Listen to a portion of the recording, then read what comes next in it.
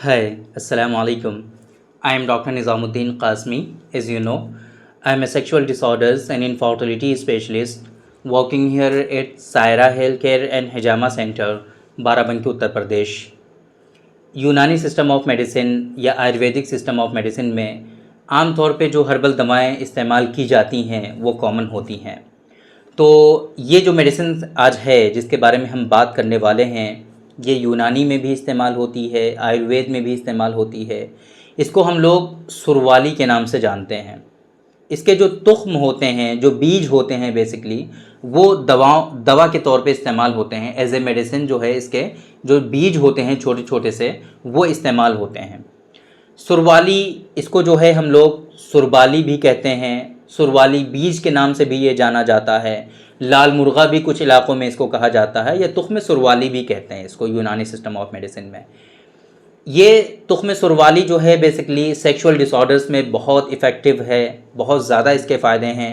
Specially जिन लोगों में Zaryan money की शिकायत है, जिन लोगों में धात का मर्ज़ है, स्पर्मेटोरिया का इशू है, या फिर जो है सीमेन से रिलेटेड डिसऑर्डर्स जिन लोगों में होते हैं, उन लोगों में इसके बहुत ज़्यादा ख़ास फ़ायदे देखने को मिलते हैं। और इसी वजह से बहुत सारे जो सेक्सुअल डिबिलिटीज़ के जो प्रोडक्ट्स होते हैं, स्पेशली प्रीमेच्योर इजैकुलेशन के लिए, या फिर स्पर्मेटोरिया के लिए, या फिर सीमेन की क्वालिटी को इम्प्रूव करने के लिए, उसमें सुरवाली का इस्तेमाल किया जाता है और उसमें एज ए मेडिसिन तुख्म सुरवाली जो है शामिल की जाती हैं। तुख्म सुरवाली के बारे में अगर हम बात करें तो आपको बताएं कि इसके जो तुख्म होते हैं, जो इसके बीज होते हैं, वो छोटे छोटे से बिल्कुल काले काले होते हैं और बहुत ही चमकदार होते हैं, काफ़ी चमकदार। हमने एक इमेज भी जो अभी सेलेक्ट की है इसके लिए, होपफुली जो इमेज आपने देखा होगा थंबनेल पर, उन्होंने वहाँ पर लगाया होगा जो इमेज, वो हमने ही सेलेक्ट करके दी है इन लोगों को। तो इसमें जो है क्या है कि आप देखेंगे कि वो कितने चमक रहे हैं, बीज बहुत ज़्यादा चमकदार होते हैं वो। ये जो मेडिसिन है सुरवाली, ये इसका मिजाज अगर हम देखें तो सर्द और खुश्क होता है, सर्द और खुश्क मिजाज होता है इसका दूसरे दर्जे में। और इसके जो अफ़ाल होते हैं, वो इसके जो एक्शन होते हैं, जो फंक्शन जो इसका जो है, वो काबिज़ यूनानी सिस्टम ऑफ मेडिसिन के अकॉर्डिंग चूँकि हम बात करते हैं, तो ये कहीं ना कहीं आपके बॉडी में थोड़ा बहुत कॉन्स्टिपेशन पैदा करेगा। और इसी तरीके से ये मुगल्लिज़ मनी है। कॉन्स्टिपेशन का मतलब ये नहीं होता है सिर्फ़ और सिर्फ कि आप खाना खाएंगे और वो डाइजेस्ट नहीं होगा, ऐसा हरगिज़ मतलब नहीं है। काबिज़ का मतलब ये है चीज़ों को रोकने वाली, आपकी बॉडी में जिन चीज़ों का रुकना चाहिए, ये मेडिसिन क्या करती है, उसको सपोर्ट करती है कि वो चीज़ें आपकी बॉडी में रुके। या फिर कुछ चीज़ें ऐसी हैं कि एबनॉर्मली आपकी बॉडी से निकलने लगी, जारी हो गई, बहने लगी, तो अब उनके रोकने में भी इस तरह की जो मेडिसिन होती हैं वो इस्तेमाल कराई जाती हैं। और उन मेडिसिन को यूनानी सिस्टम ऑफ मेडिसिन में काबिज़ के नाम से जाना जाता है। ये होता है काबिज़ का मतलब। आप लोग कभी भी इसका मतलब डाइजेस्टिव डिसऑर्डर्स ना समझें कि वहाँ पर ये मेडिसिन जो है आपको कब्ज़ पैदा कर देगी, ज़रूरी नहीं है ऐसा। हाँ, थोड़ा बहुत हो सकता है, क्योंकि चीज़ों को रोकती है ये, तो हो सकता है कि पेरिस्टाल्टिक जो मोमेंट होती हैं, कुछ मेडिसिन ऐसा हो कि वो उनको डिक्रीज़ कर दे और जिसकी वजह से आपकी बॉडी में कब्ज़ हो जाए, कॉन्स्टिपेशन हो जाए, वो एक अलग चीज़ है। लेकिन काबिज़ का मतलब सिर्फ़ और सिर्फ ये हरगिज़ नहीं है कि इसकी वजह से आपकी बॉडी में कॉन्स्टिपेशन हो जाएगा। इस बात का आप लोग ख्याल रखेंगे। मुगल्लिज़ मनी है बहुत अच्छा। मुगल्लिज़ मनी मीन्स कि आपका जो सीमेन है, अगर वो वाटरी है, पतलापन आ गया है उसके अंदर, पानी की तरह बिल्कुल बहता है, निकलता है, उसके अंदर बिल्कुल भी गिल्ज़त नहीं है, तो ऐसी सूरत में आप इसका इस्तेमाल करिए, इंशाअल्लाह सीमेन आपका गाढ़ा हो जाएगा। और चूँकि ये गाढ़े और पतले से मतलब क्या है, बहुत सारे आप एंड्रोलॉजिस्ट के पास आप जाओगे, बहुत सारे यूरोलॉजिस्ट इसके बारे में बात करेंगे, कहते हैं कि इससे कोई मतलब कोई फ़र्क नहीं पड़ता, सीमेनल फ्लूइड से कुछ भी फ़र्क नहीं पड़ता है, चाहे वो वाटरी हो, थिन हो, थिक हो, कोई फ़र्क नहीं पड़ता है, ऐसा वो क्लेम करते हैं। हालांकि ऐसा हरगिज़ मेरे हिसाब से, अकॉर्डिंग टू यूनानी सिस्टम ऑफ मेडिसिन, आप देखिए तो जो मादे होते हैं इनका बहुत ख़ास रोल होता है। और ये डिपेंड करता है कि जो चीज़ें उसके अंदर हैं उसकी, जाहिर सी बात है ये जो फ्लूइड है, ये फ्लूइड ही तो नहीं है ना खाली, इसके अंदर तो बहुत सारी चीज़ें हैं, एग्जिस्ट कर रही हैं। वो एग्जिस्टेंस जो है जिन चीज़ों का, वो उनका प्रॉपर वे में है या नहीं है, ये जो थिकनेस होती है ये इसके ऊपर डिपेंड करती है।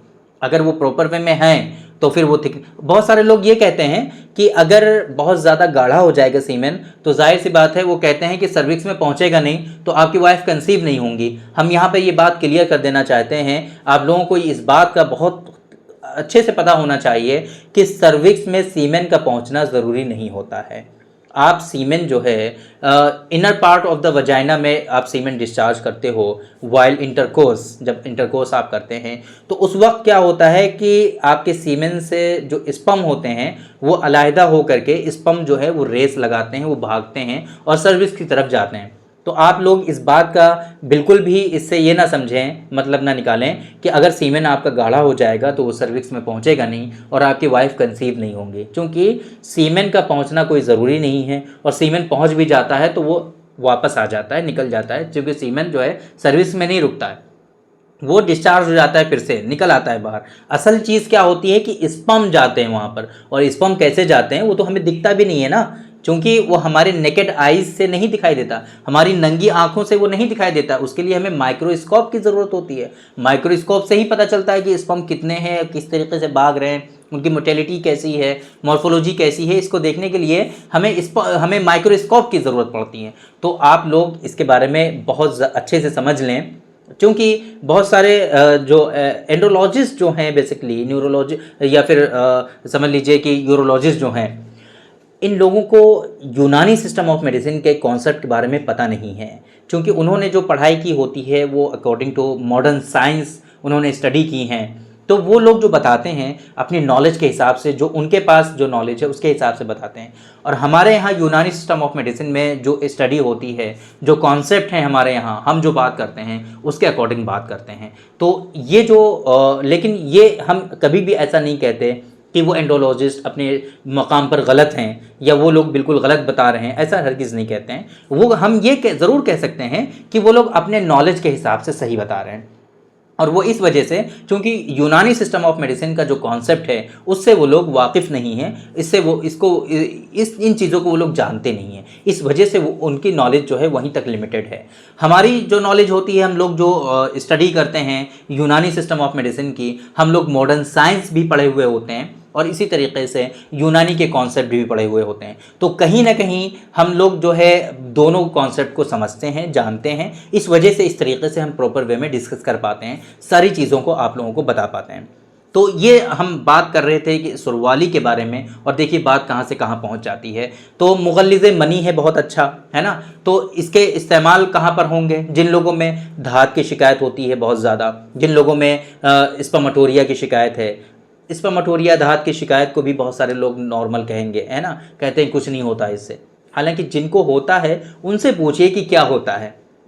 जिनको नहीं होता है वो लोग कहेंगे कि नॉर्मल होता है, इससे कुछ नहीं होता है। लेकिन मेरा ये कहना है कि जिनको होता है आप उनसे पूछिए कि उनको क्या होता है। बॉडी बिल्कुल वीक हो जाती है उनकी, बहुत ज़्यादा वीकनेस का वो लोग जो है कंप्लेंट करेंगे, बहुत ज़्यादा वीकनेस होती है। और यही नहीं कि उनके अंदर वीकनेस आती है, सेक्सुअल डिबिलिटीज़ भर भर के कूट कूट के उनके अंदर आ जाती हैं, है ना। तो आप लोग ऐसे मत, बिल्कुल ये मत समझिए कि कुछ नहीं होता, इनसे बहुत परेशानियां होती हैं, ठीक है। तो अगर धात की शिकायत है वहाँ पर इसके ख़ास फ़ायदे होंगे।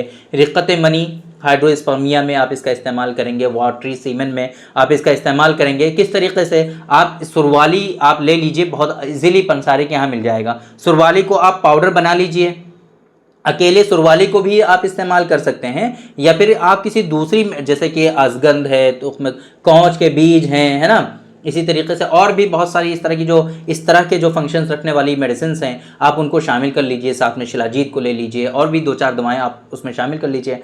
फिर क्या होगा, एक प्रॉपर वे में एक मुरक्कब मेडिसिन आपकी तैयार हो जाएगी और आप उसका इस्तेमाल करके देखिए, इंशाल्लाह बेनिफिट आपको देखने को मिलेंगे। या फिर आप दूसरी दवाओं को शामिल मत करिए, आप तन्हा, आप अकेले सुरवाली को ही ले लीजिए और इसी का पाउडर बना करके इस्तेमाल कर लीजिए। ये बहुत ज़्यादा फ़ायदेमंद आपको जो है दिखेगा।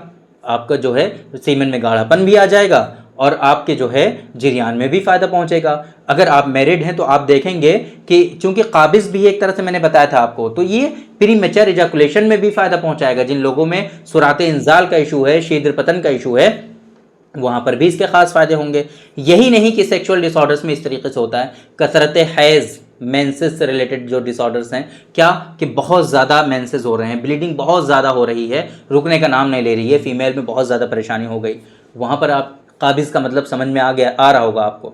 ये नहीं हुआ काबिज़ का मतलब कि पेट में कॉन्स्टिपेशन हो गया, कब्ज़ हो गया बहुत ज़्यादा, लेटिन नहीं हो रही।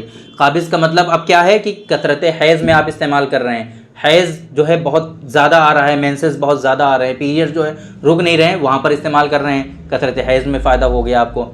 बवासीर, खून बवासीर जो है आपका रुकने का नाम नहीं ले रहा है, बवासीर का खून जो है ब्लीडिंग हो रही बहुत ज़्यादा, वहाँ पर आप इसका इस्तेमाल कर सकते हैं। या फिर पेशाब की कसरत बहुत ज़्यादा है, फ्रीक्वेंसी आपकी बढ़ी हुई है यूरिन की, बार बार पेशाब के लिए आपको जाना पड़ रहा है, तो वहाँ पर भी इसके ख़ास फ़ायदे आपको देखने को मिलेंगे। तो काबिज़ का मतलब ये हुआ, इस तरीके से आप इसका इस्तेमाल करते हैं।